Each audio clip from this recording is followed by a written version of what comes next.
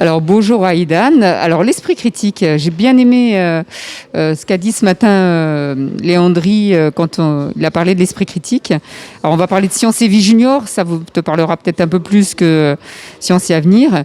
Il disait Sciences et Avenir ou Sciences et Vie Junior, c'est comme si on disait imagination et divination. Et finalement, aujourd'hui, l'esprit critique, c'est peut-être savoir aussi dissocier ce qui est vrai du faux et de pas forcément capter tout ce qui est dit par les médias, les réseaux sociaux, par les petits copains, mais plutôt s'attacher à des choses qui sont vraies, qui sont justes, qui sont vérifiées par des sources scientifiques et qui sont avérées.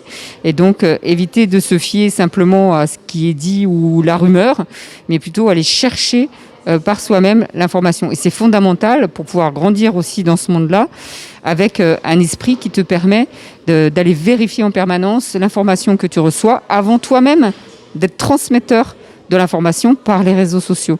Donc l'esprit critique, c'est vraiment quelque chose qu'il faut développer, c'est fondamental pour pouvoir grandir en sécurité et en sérénité dans le monde d'aujourd'hui. Alors bonjour Aïdan, pour moi l'esprit critique, c'est aller chercher au maximum les avis des gens qui sont pas d'accord avec toi, plutôt que les gens qui sont d'accord avec toi. Parce que si tu vas voir tout le temps des gens qui sont d'accord avec toi, on va dire oh, c'est vraiment super ce que tu dis. Non, c'est vraiment super ce que toi tu dis. Non, mais vraiment, en fait, on est vraiment super. Il n'y a pas vraiment de débat.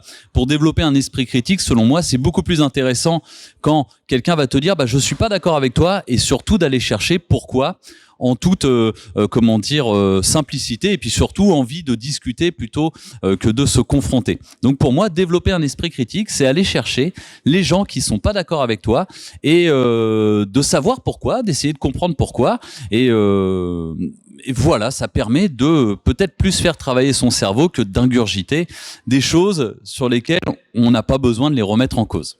Alors bonjour Aïdan. Alors l'esprit critique, à mon avis, c'est faire attention en fait à tout ce qu'on peut te dire et penser à bien réfléchir par toi-même avant de gober, on va dire, tout ce qu'on peut t'apprendre, parce qu'il y a des bonnes informations, il y a des mauvaises informations, surtout sur Internet.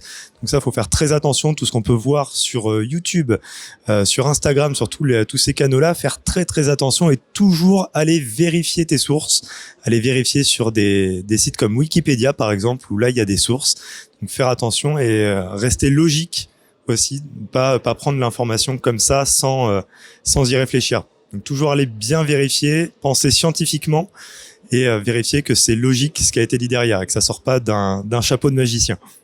Bonjour Aïdan. Alors l'esprit critique, c'est de prendre toujours du recul par rapport aux situations qui se présentent à soi ou par rapport à ce qu'on lit, et surtout par rapport à ce qu'on peut voir sur Internet.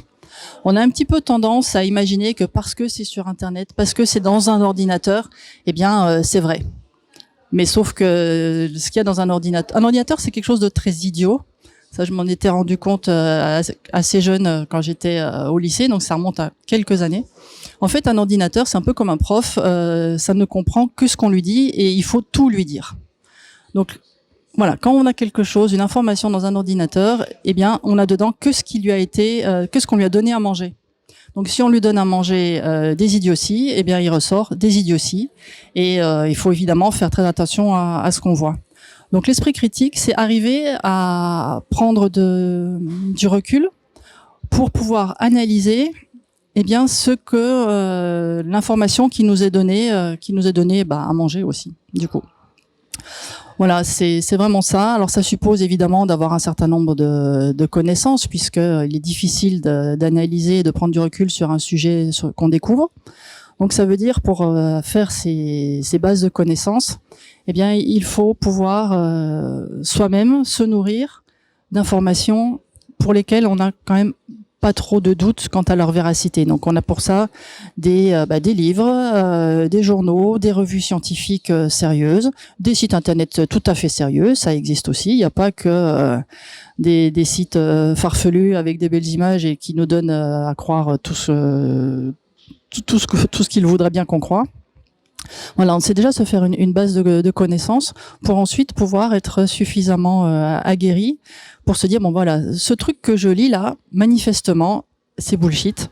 Donc il faut que je fasse attention, ça ne peut pas être possible. Voilà.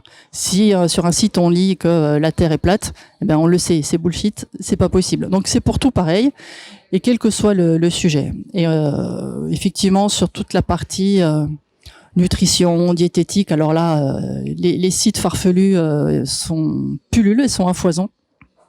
Et là aussi, il faut faire attention et avoir vraiment ce recul sur sur les informations qu'on peut voir et arriver à se dire bon. L'esprit critique, c'est ça, c'est dire ça c'est plausible, ça c'est pas plausible, et donc le pas plausible, je le laisse de côté et je ne m'en occupe pas parce que je me rends compte que ça peut pas marcher. Voilà, c'est ça, c'est vraiment faire attention et se dire ce truc-là, c'est pas possible. Voilà. Et maintenant, faut se cultiver pour pouvoir exercer son esprit critique. Et c'est parce qu'on a des connaissances de base qu'on est plus à même de pouvoir prendre du recul et dire ça marche, ça marche pas. Voilà, cette vidéo au format un peu particulier s'achève. Chaque début de semaine, en plus des vidéos habituelles, je publierai une petite série d'interviews. Si vous souhaitez participer, n'hésitez pas à m'envoyer vos propres vidéos ou à répondre directement sur votre propre chaîne YouTube. À bientôt!